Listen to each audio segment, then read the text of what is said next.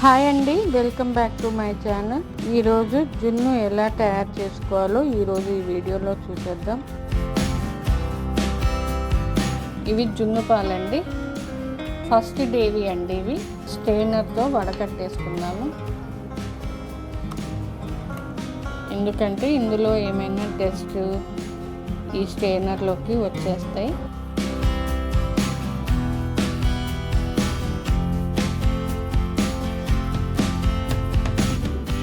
Milk అండి, ఇవి కాచి చల్లారి పెట్టుకున్నాను.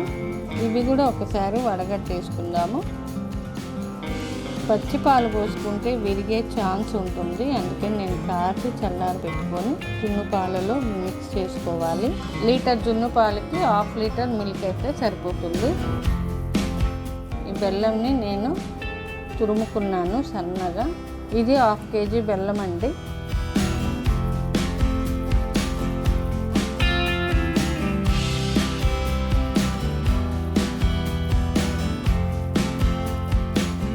మిరియాల పొడి 1 టేబుల్ స్పూన్ అండి. ఈ బెల్లం అనేది బాగా కరిగేలాగా బాగా మిక్స్ చేసుకోవాలి. పూర్తిగా ఈ పాలలో కరిగిపోవాలి బెల్లం. ఇప్పుడు మనం స్టవ్ వెలిగించుకుందాము. ఇలాంటి వెడల్పు గిన్నె ఒకటి పెట్టుకోవాలండి.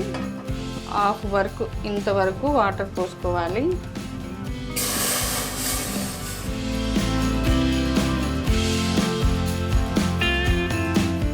రెండు చెంబులు పోసుకున్నానండి. ఇప్పుడు ఇందులో మనము ఈ జున్ను గిన్నె అనేది ఇందులో పెట్టాలి. ఇలాగా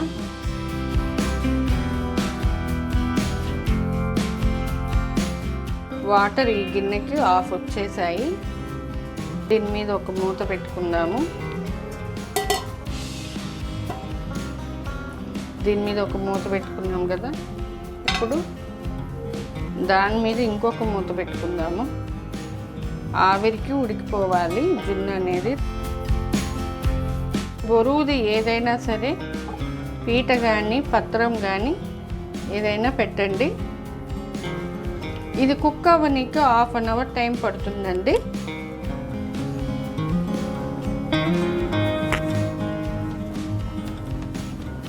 చూద్దామండి.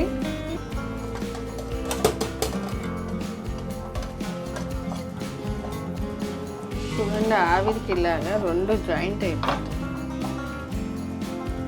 ఇప్పుడు ఈ జున్ను ఉడికిందా లేదా అని ఎలా తెలుసుకోవాలంటే, ఒక నైఫ్ పెట్టి మిడిల్లో ఇలాగా గుచ్చాలి. ఇలా గుచ్చి దానికి మిల్క్ అనేది అంటుకుంటే ఉడకనట్టు. ఇక మిల్క్ అనేది అంటుకోలేదు, జున్ను రెడీ అయిపోయింది. మనం స్టవ్ ఆఫ్ చేసేసుకొని ఒక 15 మినిట్స్ అలా వదిలేసేయాలి.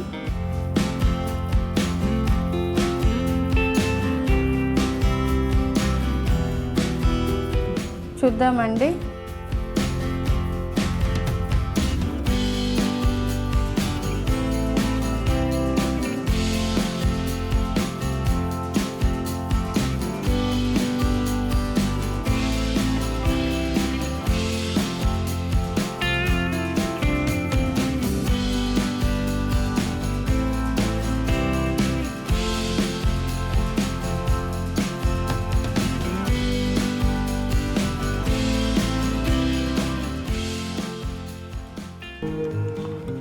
చూడండి ఫ్రెండ్స్, ఎంత స్టిక్కీగా ఉందో. చూడండి ఎంత గట్టిగా ఉందో. ఒక్కసారి ఇంట్లో ట్రై చేసి చూడండి, చాలా అంటే చాలా బాగుంటుంది ఫ్రెండ్స్. మీకు నచ్చినట్లయితే లైక్ చేయండి, షేర్ చేయండి, కామెంట్ పెట్టండి. మరిన్ని వీడియోస్ కోసం చూస్తూనే ఉండండి నా ఛానల్ని. Thanks for watching.